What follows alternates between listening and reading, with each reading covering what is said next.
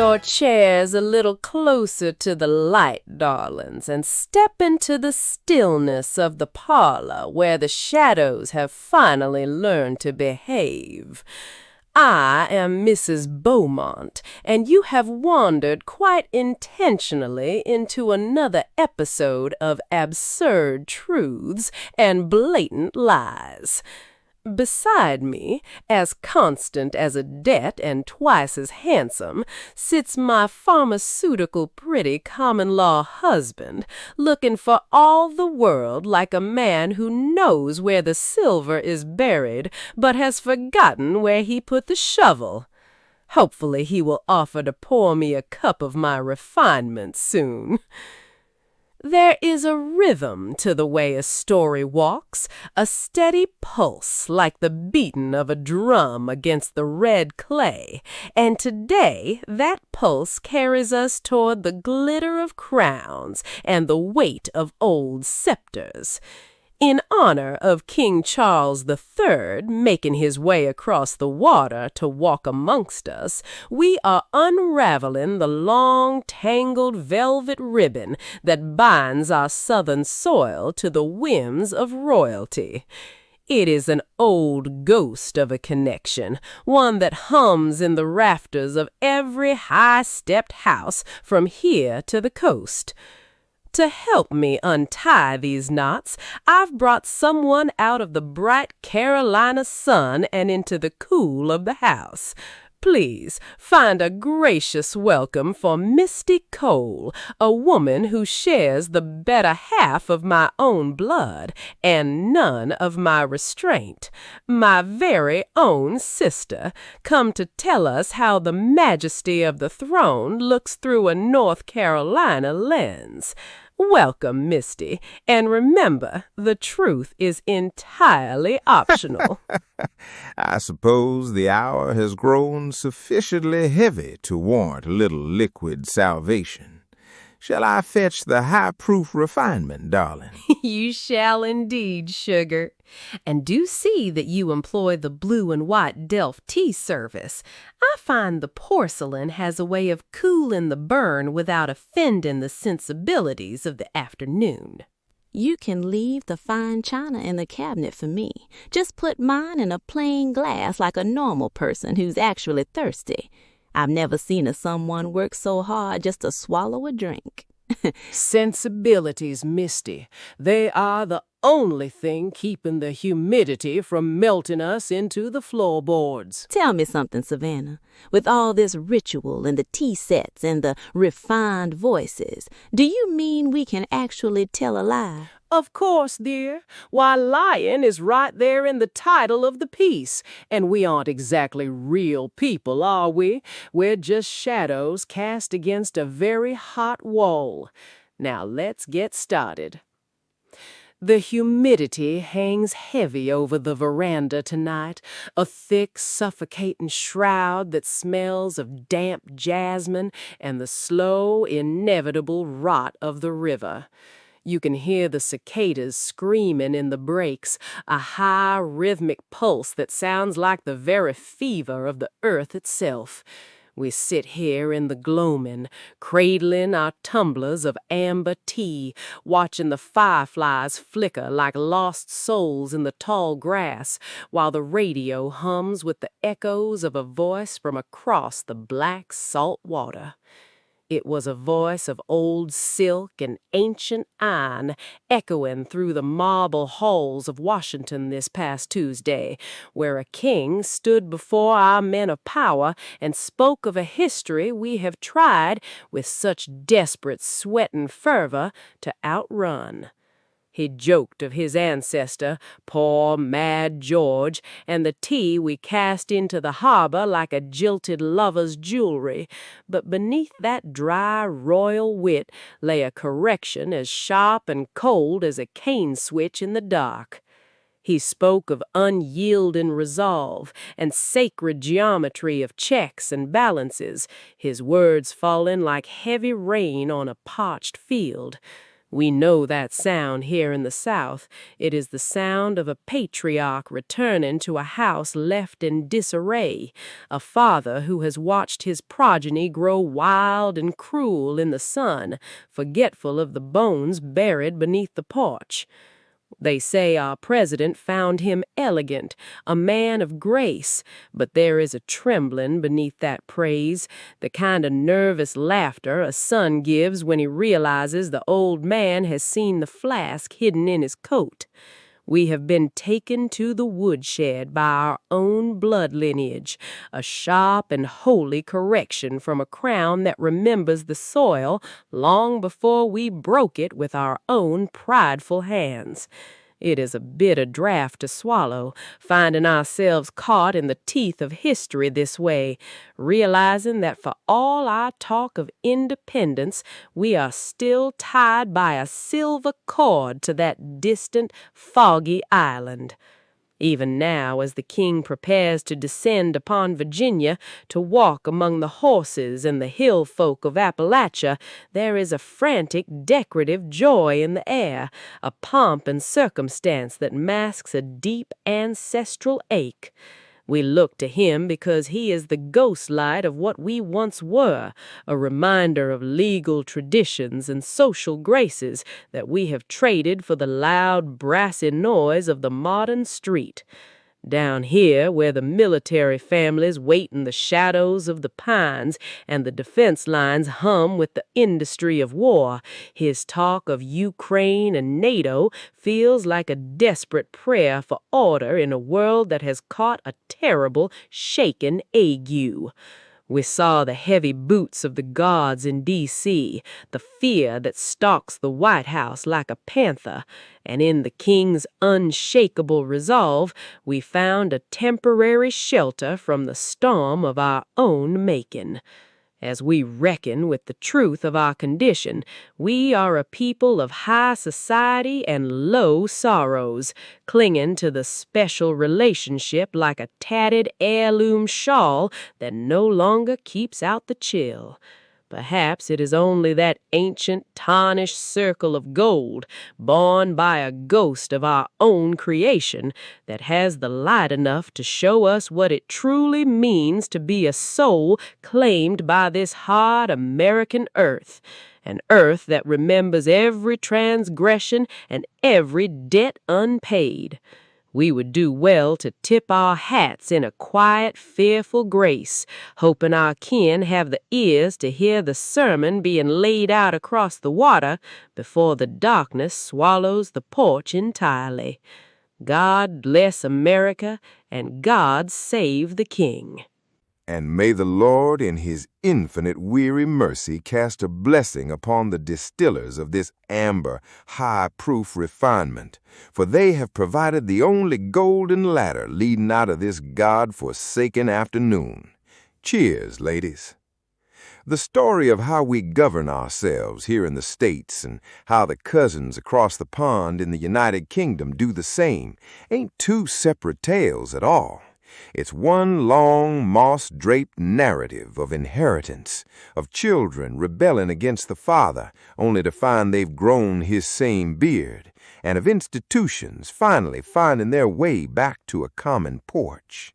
It all starts in the mud of a place called Runnymede, way back in 1215, where a bunch of angry barons cornered King John and forced his hand.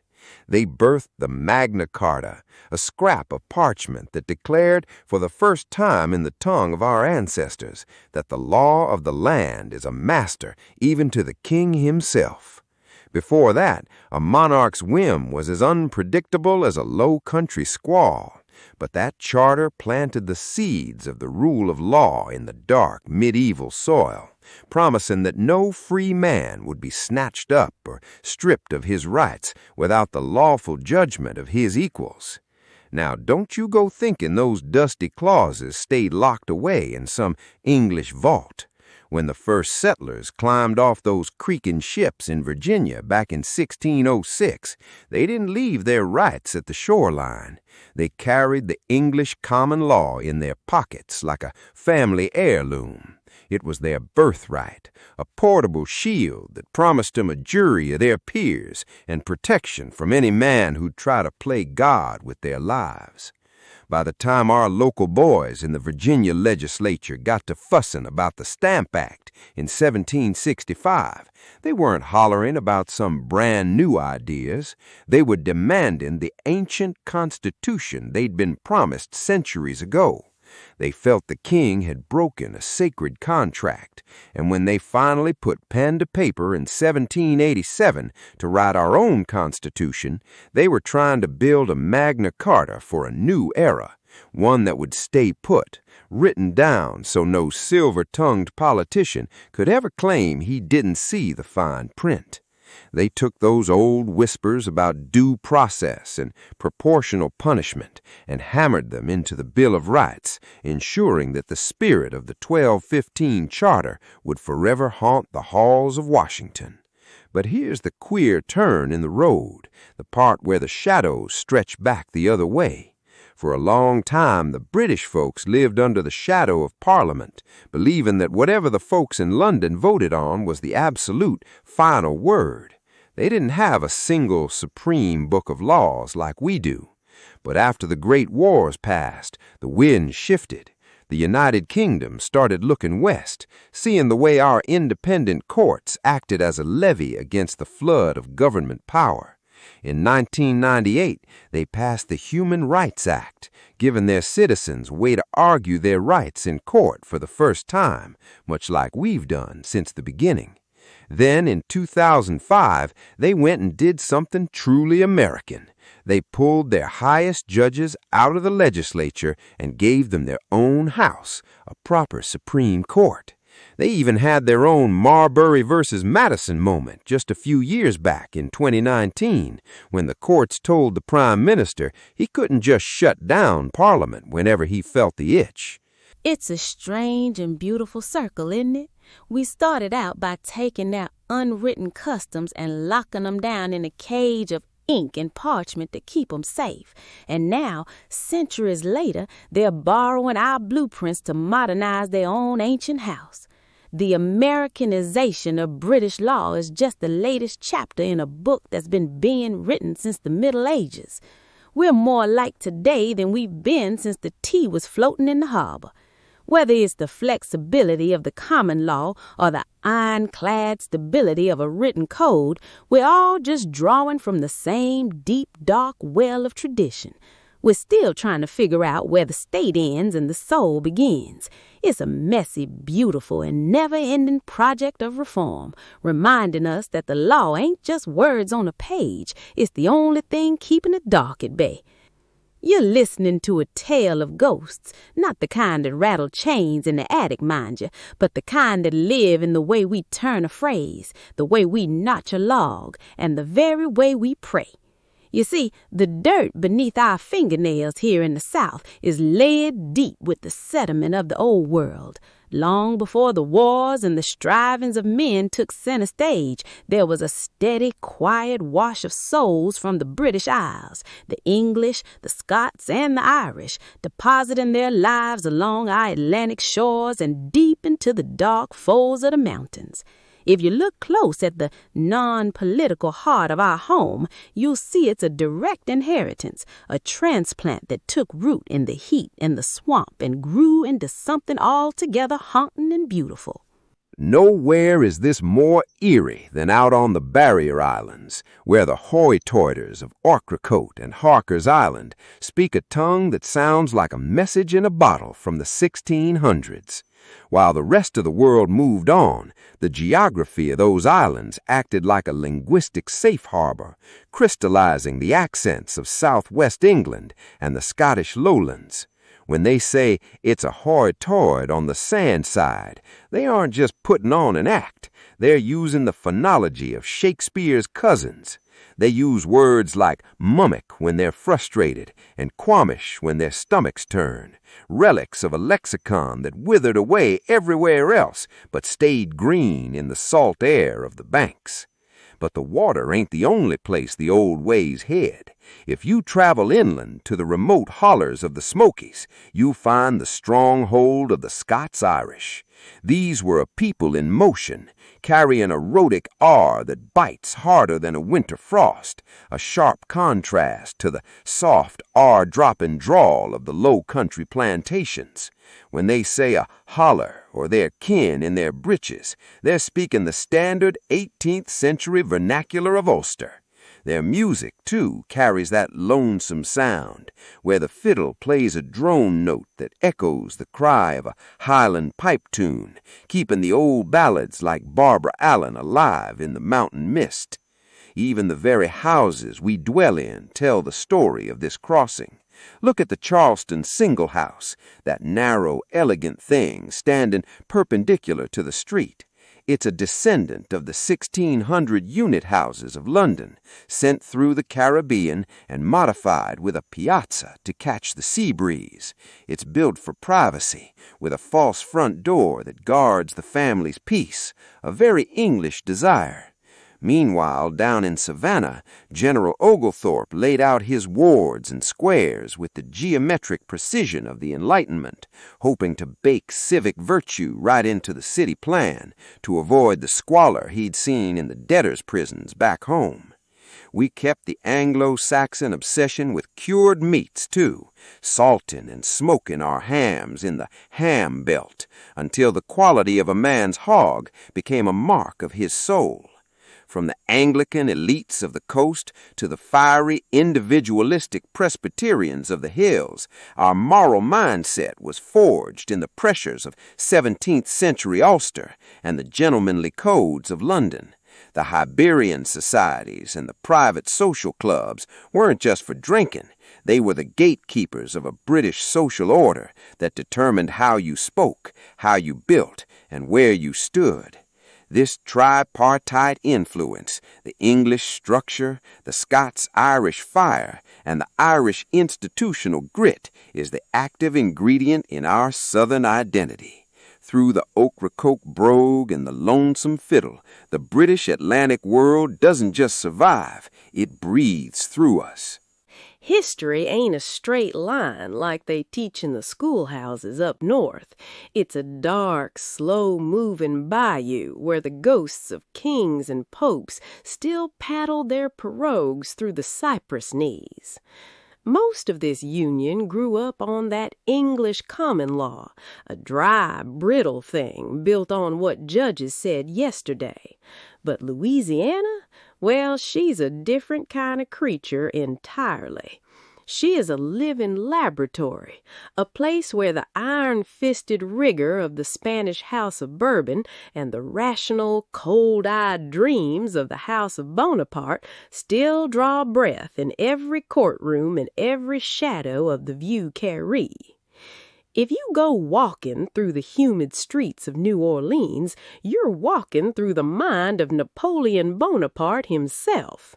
When that man set his hand to the Civil Code of 1804, he wasn't just writing rules. He was trying to tear down the old tangled feudal vines of Europe and plant something orderly and sharp in their place. He took a France that was a patchwork of ancient, warring customs, Roman law in the south and Germanic tribalism in the north, and he forged it into a single codified steel blade. And though he lost his empire, that code took root in the Mississippi mud. Even when the Americans came with their talk of English precedent, the Creole folks stood their ground like an old live oak, refusing to let go of that Napoleonic logic. In 1808, they bound those French ideas together with the ancient Spanish laws of the Indies, creating a legal soul that was part revolution and part royal decree. It survived the fires of the Civil War and the hard, bitter years of Reconstruction, and it's why today a father down there can't just cut his children out of his will. That's the ghost of the emperor whispering about forced heirship. It's why a husband and wife share their worldly goods in community property, a lingering touch of French and Spanish hands on the modern marriage bed. But don't you go thinking it's all French finery. There was a time, just 39 years long, when the Spanish House of Bourbon held the keys to the kingdom. When the French Creoles tried to rise up in 1768, the Spanish crown sent General Alejandro O'Reilly, Bloody O'Reilly to some, to settle the accounts. He brought the Code O'Reilly, a system of administrative order that carved the land into the 21 parishes we still recognize today. It was the Spanish who told the people they couldn't own their Indian brothers anymore, and it was Spanish law, through the grace of coartation, that allowed a soul in chains to buy their own way into the light of freedom, giving rise to that grand, tragic, and beautiful class of free people of color that made New Orleans what it is. And when the great fires of 1788 and 1794 turned the city to ash, it wasn't French timber that rose from the smoke. It was Spanish brick and stucco, flat roofs, and those wrought iron balconies where the secrets of the city are still whispered. Even the food you taste, that jambalaya bubbling in the pot, that's just a Spanish paella that wandered into a swamp and found itself some local spice. And hovering over it all, like the shadow of a hawk over the marsh, is the papal crown of the Vatican. Long before the circuit-riding preachers and the tent revivals of the Protestants took hold of the South, the Catholic Church was the only law of the Spirit. The Archdiocese of New Orleans was a child of both the King of Spain and the Pope, a place where being a good subject meant being a faithful Catholic. The Vatican brought an ultramontane order to the chaos, a hierarchy that looked toward Rome while the rest of the South was looking toward the individual. This wasn't just a religion, it was the very fabric of life, binding the master and the slave together under the Code Noir, requiring baptism even in the midst of the most terrible bondage. It created a strange, haunting black Catholicism where African spirits danced with the saints, giving us the black masking Indians and the slow, mournful brass of the second line. When the world tore itself apart in the 1860s, the Vatican sat in a quiet, watchful neutrality. Pope Pius IX might have called Jefferson Davis an illustrious president, but Rome wouldn't sign its name to a confederacy that clung so tight to the institution of slavery. The church wanted more than the vague, honeyed promises of Southern diplomats. As the centuries turned, that same papal authority shifted its weight, pushing against the walls of segregation after the Great War, using the power of the mitre to tell the Old South that the faith was universal, and that the color of a man's skin could no longer bar the doors of the sanctuary. So when you look at the South, don't just see the pines and the cotton. See the crowns of Europe and the triple tiara of Rome, all buried deep in the soil, still shaping the way the people live, the way they die, and the stories they tell when the sun goes down over the levee. Now, you must understand that in this house, we do not blink. We look our truths square in the eyes, even when those truths are wretched and absurd, staring 'em down like an old swamp panther fixed on the dripping jaws of a low-country dater. So I beg you, turn your eyes toward that foolhardy attempt, that shimmering, moth-eaten ghost we call the lost cause of the Confederacy. You know, Folks around these parts like to say the past isn't dead, it isn't even past, and nowhere is that more evident when you peel back the mossy layers of 1861. We look back at that Montgomery Convention and expect to see a total reinvention, a brand new house built on the sand. But the truth of it is far more haunted by the specter of the old world. Those men in Montgomery weren't trying to write a new book. They were trying to finish the one started in 1787, whispering that they were the only ones who truly knew how the story was meant to end. They took that U.S. Constitution and traced the letters with a frantic devotion, keeping the same three-branch skeleton, but tucking a few Southern charms into the pockets, a 6-year term for the president, a lonely walk with no chance for re-election, and a line-item veto that let the executive prune a bill like a gardener cutting back the rot from a rose bush. But don't let the familiar phrasing fool you. There was a shift in the wind.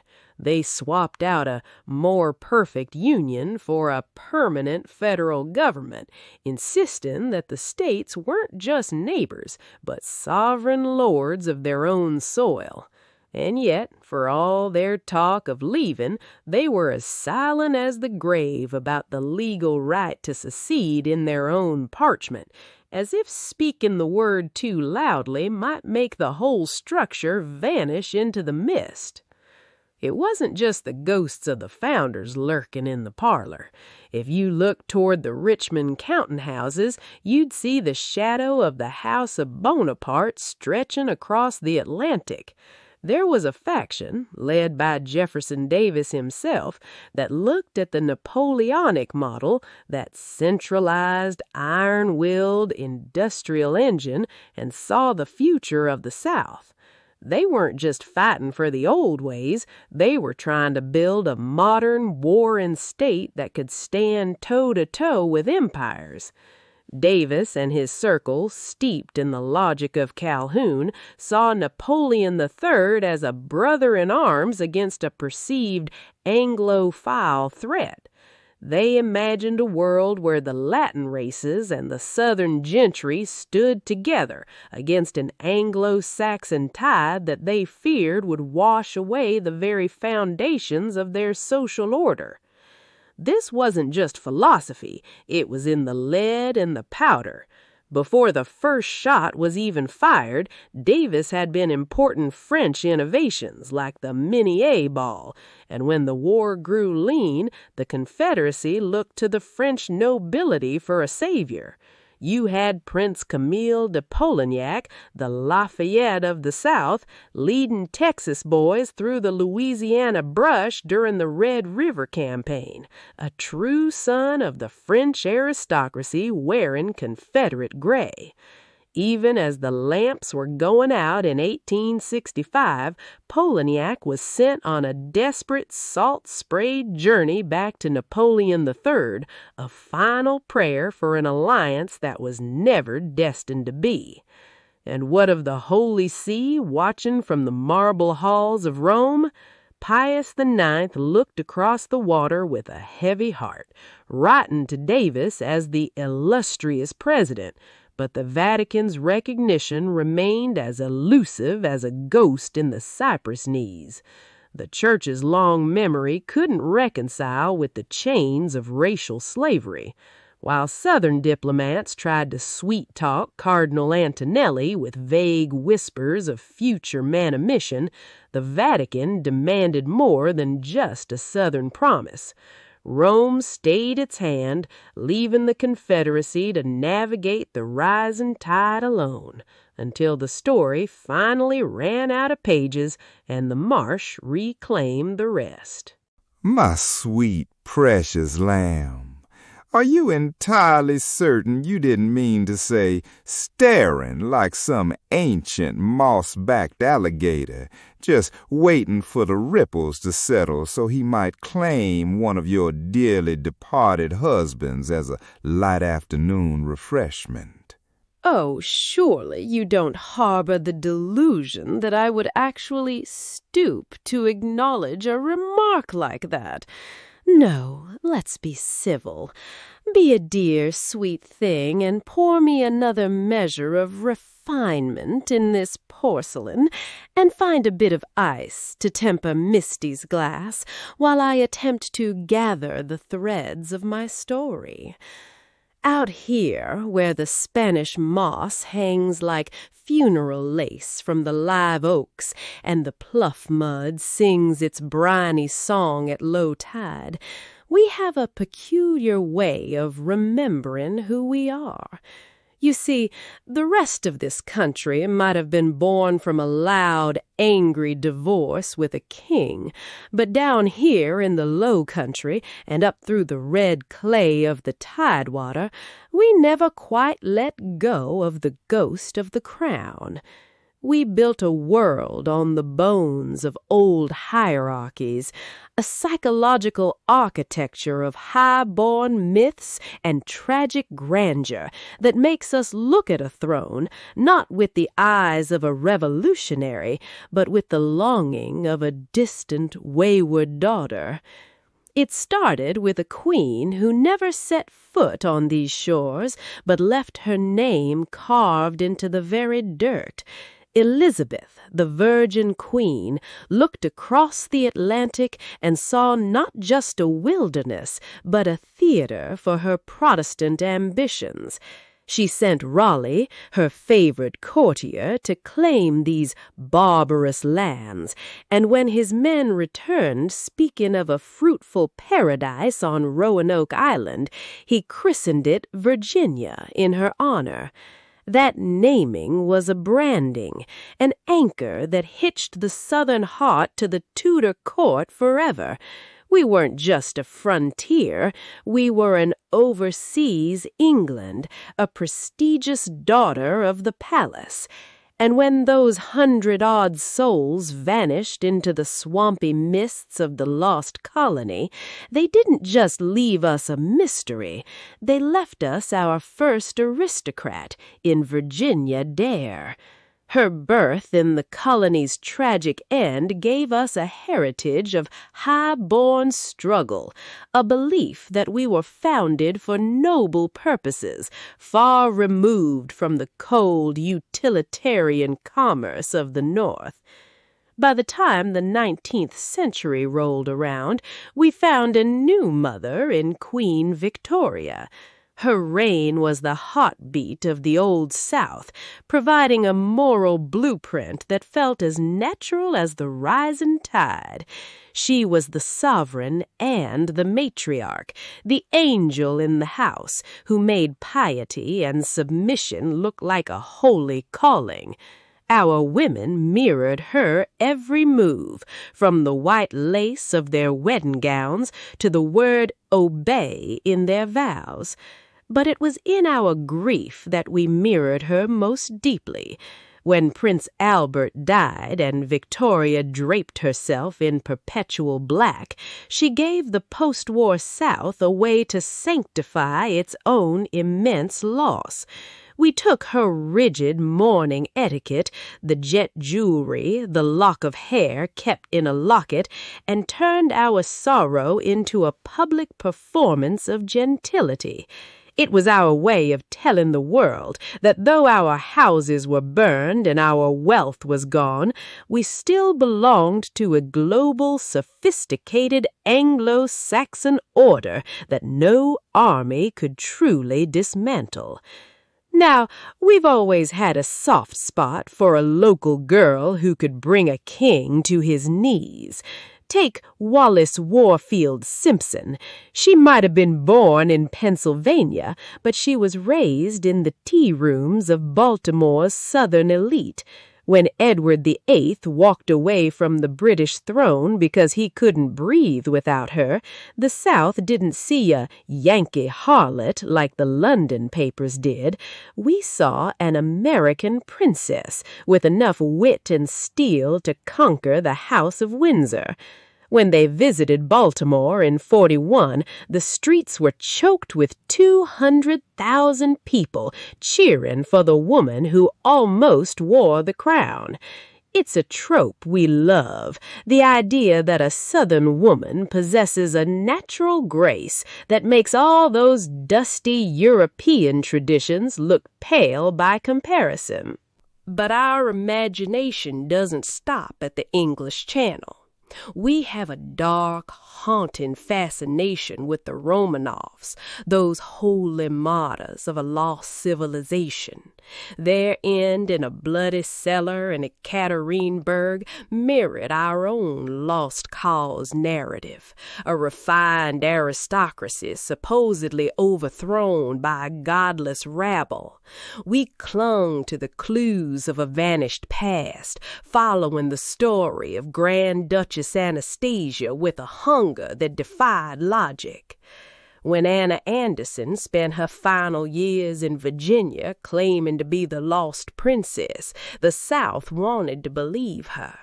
We preferred the romantic possibility of survival over the cold reality of a shallow grave, because the Romanov story was our anti-communist fantasy, a tale where faith and family were eclipsed by the evils of the New World.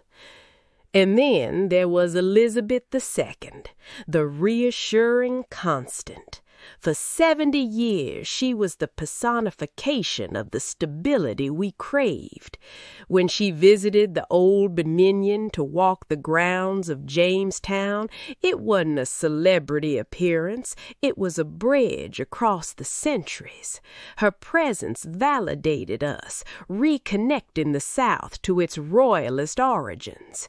We loved her for the same reason we loved Diana, though the two were worlds apart. Diana, the people's princess, was the Southern belle ideal, charming, humanitarian, and willing to touch the untouchable. She redefined royalty as something accessible, while figures like Grace Kelly gave us a minimalist elegance to strive for. Even now, with Meghan Markle bringing her Georgia roots and her complicated modern fairy tale to the headlines, we find ourselves arguing over the crown as if it were our own family business. It's not just Europe either. We've always looked toward the old world drama of the East with a sense of exotic wonder. We turned the boy king Tutankhamun into a cultural juggernaut, and we welcomed the Shah of Iran to Williamsburg as a fellow custodian of tradition. When he fell from his throne in '79, we watched it as the tragic collapse of a sun king. Even today, the Korean wave finds a home here, its themes of filial piety and family love echoing our own traditionalist hearts. You see, this fascination with royalty, this need for hierarchy and continuity, it's the way we navigate our own messy history of race and class. We use these royal tropes to find a sense of nobility in our lost causes. We look at the crown and see a mirror of our own complex, hierarchical soul. Now, my darlings, the hour has come for that most exquisite of Southern necessities, the blatant lie. But don't you fret, don't you dare go clutching your pearls. The good Lord understands the humidity of our souls, and He shall surely forgive us. It is merely our little way of dressing a bit of fiction in a bit of fine tattered lace. We have before us a rare treat, something as haunting and misplaced as a tarnished silver coin resting on a Confederate's headstone. You see, this particular lie has two faces, two distinct sides that are simply screaming to be whispered into the dark. Oh, heavens! I suspect I have stepped quite clumsily into something. Our dear Mrs. Beaumont is leveling a glare at me that could freeze the very dew off a magnolia blossom. I fear I've let the moths out of the wardrobe, haven't I? Mercy. Now that would be a catastrophe of the most macabre sort, to lay a trembling finger on a coin or any such lonely trinket left to rot upon a soul's final, suffocating place of rest.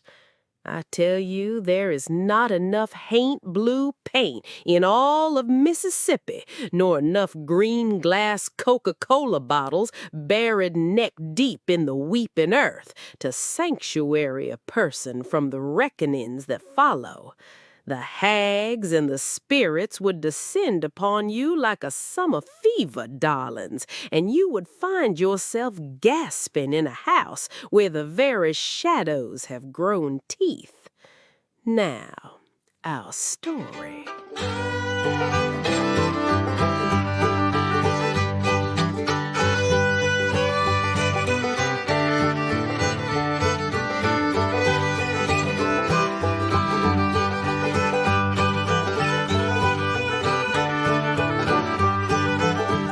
The River Bend United Methodist Church sat hunched over the red clay of the bank like a bleached skeleton, its weathered beams groaning under the weight of a century's worth of sins and supplications.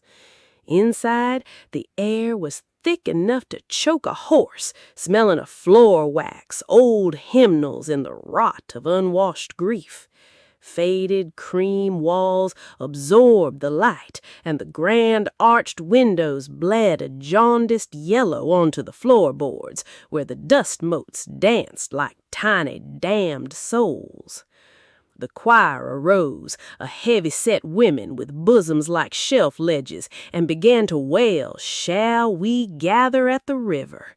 They were singing against the piano, not with it. The soprano was chasing a glory the altos had already given up on, creating a disjointed, haunting noise that sounded like a cat being squeezed through a fence. It was a beautiful, miserable racket. To my left, the pews were infested with former beauty queens. They sat in a row like iridescent crows draped in black silk that shimmered with a predatory light. These were the relics of Daddy's life's work, the women he judged, sponsored, and occasionally ruined. They whispered and giggled, their faces etched with the fine, sharp lines of women who had spent their lives smiling for men that didn't deserve it. They were a scandal of vitality in a house of death, their perfume clashing with the scent of lilies until the air tasted like a funeral at a drugstore. I sat there rigid as a cedar post, pinned between Aunt Barbara Lee and the widow, Tiffany. Barbara Lee clutched a handkerchief as if she were trying to throttle it, her eyes fixed on the beauty queens with a holy, simmering hatred. On my other side, Tiffany was a monument to bad taste. She wore a black hat the size of a wagon wheel that cast her face into a permanent artificial eclipse. She didn't just mourn, she performed. She let out gasps of grief that were timed for the back rows, dabbing at her eyes with lace that never seen a real tear. "Oh, how can life be so cruel?" she hooted. I looked at her and saw only the gears of a mediocre actress grinding behind a veil. Then the heavy oak doors at the rear groaned open, and the sanctuary was flooded with a blinding, judgmental light. A woman stepped out of the glare and into the aisle. A murmur started then, a low hissing like a nest of disturbed water moccasins. She didn't walk so much as she processed, moving with a terrifying, upright grace that made every other woman in that room look like they were slouching toward the grave. This was Mysti. She was the color of deep, polished mahogany, and she carried her head with a terrifying pride that spoke of the Great Dismal Swamp, of a lineage of Maroons who had snatched their own freedom from the mud and the briars and held on to it with their teeth. She was from eastern North Carolina, and she looked like she had been carved out of something much harder than the rest of us. Her hair was a dark, wavy sea that caught the light in ripples, framing a face that was both warm and dangerously still. She wore a black dress that fit her like a second skin, topped with a leopard print jacket that screamed of the wild woods. It was a bold, brassy defiance of the utilitarian drabness around her. Large holed hoops swelled from her ears, and a heavy beaded bracelet clanked against her wrist as she reached the casket. I watched her lean over the mahogany box. Her lips moved, a silent "Goodbye, Daddy," that felt more honest than anything Tiffany had shrieked all morning. My heart did a slow, heavy roll in my chest. I'd heard the rumors, whispers of a child born in the gap between my mother's death and the arrival of the new wife. Mysti's mother had been one of the beauty queens, a woman who had captured Daddy's wandering eye in the brief, quiet season of his widowerhood, before she went on to find God. Now that woman was an ordained minister in Wilmington, running an urban mission with the same iron will she had once used to walk a runway. "Is that your sister?" Leslie, my childhood friend, conspirer and hairdresser, whispered loudly from the pew behind me, her hand gripping my shoulder like a talon. "I do believe so," I said, my voice sounding strange and thin. I stood up, smoothing my dress, feeling the eyes of the entire county barring my back. As I approached her, Mysti turned. There was no apology in her eyes, only a radiant, terrifying recognition. I reached out and took her hand. It was warm and solid, the only real thing in a room full of ghosts. Just then, Aunt Barbara Lee erupted from her seat. "Oh, I'm so glad you came. I wasn't sure your mama would give you the word." She chirped it out with a scandalous jaw as if we were at a Sunday social instead of a burying.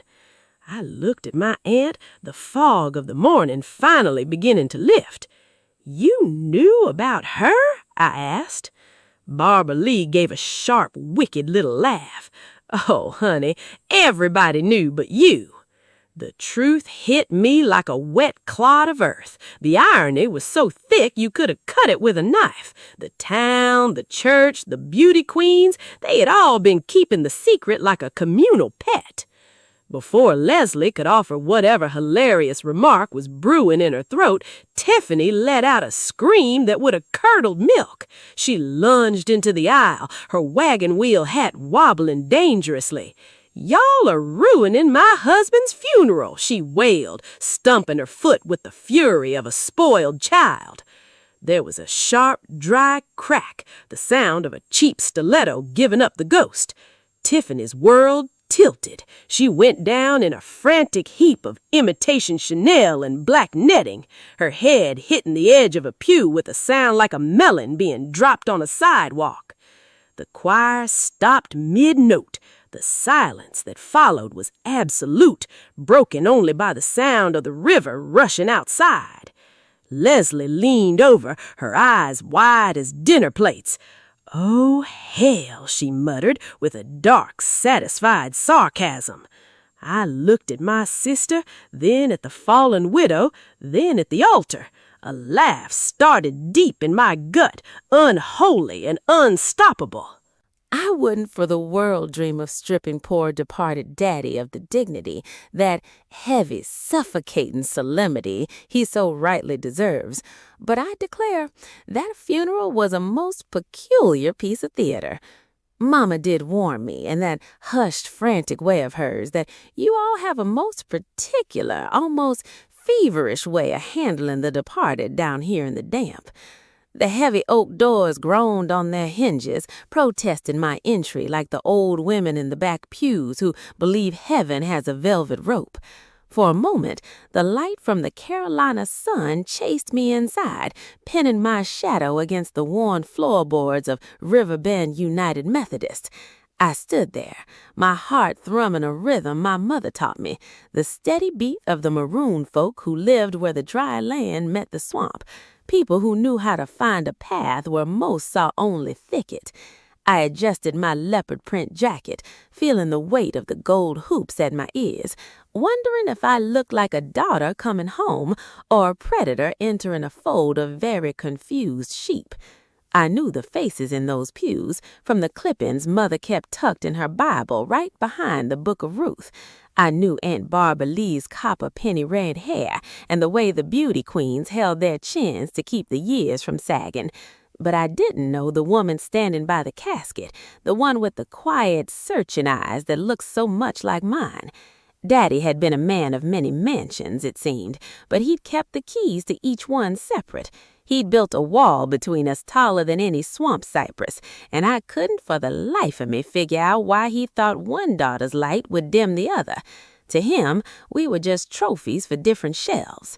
As I walked down that aisle, the air felt thick with the kind of judgment that usually precedes a stoning.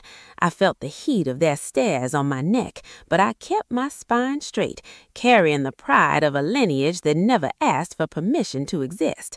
When I reached the front, I felt a hand on mine, not the cold, limp touch of a stranger, but a warmth that bridged the gap Daddy had spent a lifetime digging.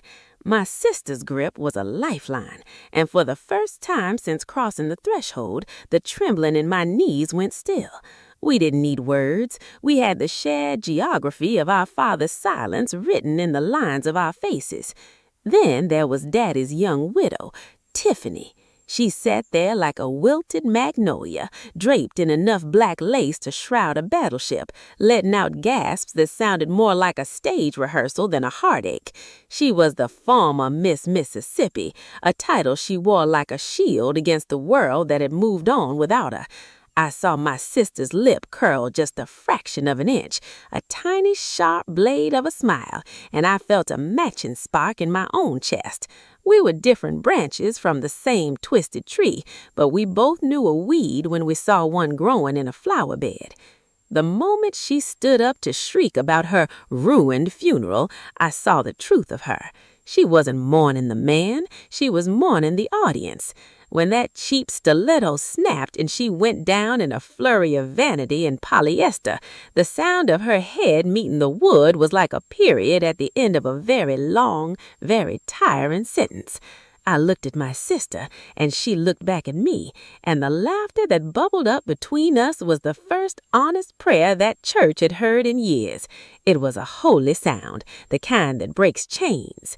We stood there over the wreckage of Daddy's last mistake, two women who had been kept in the dark, squinting at the same sun. It didn't matter anymore why he'd kept us apart or what secrets he'd buried in the mud of a low-country swamp. We were the harvest he hadn't expected, a crop of sisters grown from the same complicated soil. I find myself compelled to present to you a most absurd truth, a jagged little fragment of reality that caught even us quite unawares. It is a scrap of Dixie history, a secret long buried under the kudzu and the weeping willows that had never before reached our ears. I suppose even in a land as choked with memory as this, there are still ghosts whose names we haven't been properly introduced to yet. You might think you know the story of the American Princess of Monaco, but I ain't talking about Miss Grace Kelly today. Long before Hollywood ever looked at a crown, there was Alice Hine, born right there at 910 Rue Royale in 1857, a child of the New Orleans sun who would one day command the House of Grimaldi. She was the daughter of Michel Hine, a French-Jewish banker who made his fortune in the Delta before the drums of the Civil War sent them packing back to France. But you can take the girl out of the South, honey, but you can't take the swamp out of the soul. even when she was walking the halls of the Tuileries with her godparents, Emperor Napoleon III and Empress Eugenie, Alice kept that melodic southern lilt in her voice, a low country honey that stayed with her through every language she mastered. In 1889, she took the hand of Prince Albert I of Monaco, and she didn't just bring a dowry that could choke a horse. She brought the salon spirit of a Creole upbringing to a place that, at the time, was little more than a rough-edged gambling den. Monaco was a place for losing money, but Alice decided it ought to be a place for finding beauty. She reached back into that New Orleans trunk of hers and pulled out a vision for the arts, hiring Raoul Gonsberg to turn the Opera de Monte Carlo into a jewel box that would shine for 60 years. She gave a home to the wild avant-garde Russian ballet of Diaghilev, and she used her own sharp business mind to steady the rocking boat of the principality's finances so they didn't have to lean so hard on the dice and the cards. Imagine her, if you will, at her great estate or in the palace, hosting the likes of Oscar Wilde and Marcel Proust, serving them the same heavy, spiced Creole dishes she remembered from her youth. Proust looked at her and saw something so hauntingly refined he put her right into his books as the Princess de Luxembourg. Her name was etched into the very sea, too, with Prince Albert naming his great research ships the Princess Alice and the Princess Alice II. It was from the deck of her namesake that they pulled a ghost from the dark, the Grimaldic Thictus profundissimus, a fish from the deepest parts of the world where the light don't go. Things went sour eventually, as things often do in these Gothic tales. There was a public spat at the opera in 1902 and a legal parting of ways, but she had already left her mark. The house of Grimaldi still stands on the foundation of the class she brought with her from the Rue Royale. Just a few years back, Prince Albert II himself went down to New Orleans to hang a plaque where she first drew breath, finally claiming her as a daughter of the South who taught a prince how to dream. There are more than a few families in this sweltering corner of the world who cling with a white-knuckled desperation to a lie, a grand, absurd fiction they've nursed so long it has become their only nourishment. Every new generation rises up to proclaim with a tragic sort of pride that their lineage is as deeply and anciently rooted as the great live oaks. But oh, if you were to peel back the bark, darlings, you'd find the bitter truth. They aren't grand timber at all. They are merely a tangle of common briars and choking kudzu, suffocating the very soil they claim to grace. We are peeling back the skin on those grand old stories we tell ourselves when the moon is high and the tea is sweet. There is a certain kind of haunting in the low country, not by ghosts, mind you, but by the tall tales of where we came from. Now, you've heard it said from the upstate down to the marshes that our people weren't just common folk, but the high-born Virginia Cavaliers, those fine silk-clad royalists who supposedly fled the chopping block of King Charles I to plant their flags in the red clay of the South. It's a pretty picture, isn't it? A whole region founded by knights and nobles escaping those drab old Roundheads, bringing with them a ready-made aristocracy. But if you look at the old ledgers, the truth is a bit more dusty. Most who stepped off those ships were indentured servants or middling folk looking for a break in the weather. Yet the planter class gripped that cavalier myth like a rosary. They needed it to make the world make sense, to turn a hard hierarchical system of labor into something that felt like noble duty. They called it Southern chivalry, a way to wrap the harshness of the field in the velvet of paternal benevolence, pretending they were back in medieval England while the sun beat down on a landscape that was anything but. It got so thick that even the books we read started to bleed into the way we walked. Mark Twain, that old cynic, used to say Sir Walter Scott's novels practically started the Civil War hand-handedly by filling Southern heads with dreams of Ivanhoe and ranks and castes. We started holding jousting tournaments for sport and dueling over the slightest whisper against our honor, chasing the ghost of a knighthood that never truly crossed the Atlantic. After the fires of the war died down, that cavalier just put on a gray coat and became the Lost Cause, with Robert E. Lee held up as the last of the noble warriors who cared more for his name than for his purse. But there is another ghost in the parlor, the one that whispers from the branches of the family tree about a Cherokee princess in the woodpile. You've heard it at every reunion. Some great-great-grandmother was a full-blooded royal from the mountains.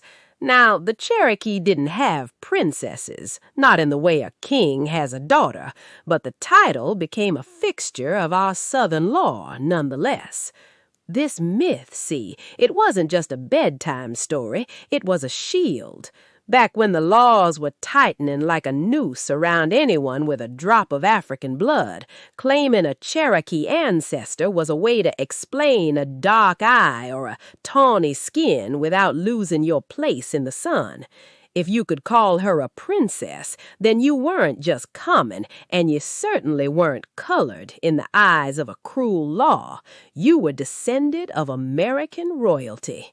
Sometimes it was just a name gone wrong, a Welsh Appa Jane twisting through the decades until it sounded like something exotic and tribal, or a husband's term of endearment to a beloved wife taken too literally by the grandchildren.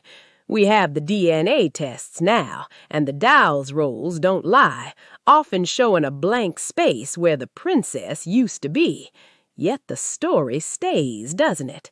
It lingers because we'd rather be the children of a fallen king or a forest sovereign than admit we are just the descendants of tired people looking for a way to survive.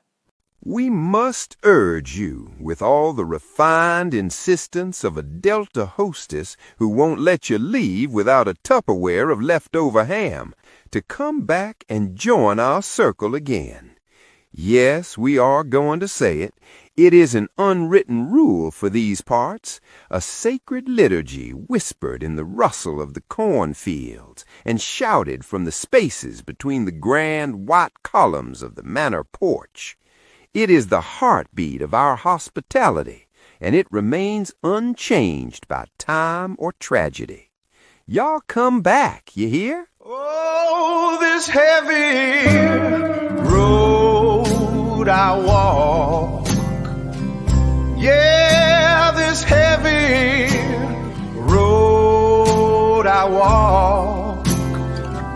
Lord, won't you help my weary soul to find